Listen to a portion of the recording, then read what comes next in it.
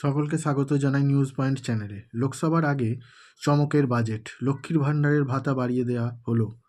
কত করা হলো এবং কবে থেকে পাবেন সব কিছুই এই ভিডিও আলোচনা করব। ভিডিওটা শেষ পর্যন্ত দেখবেন।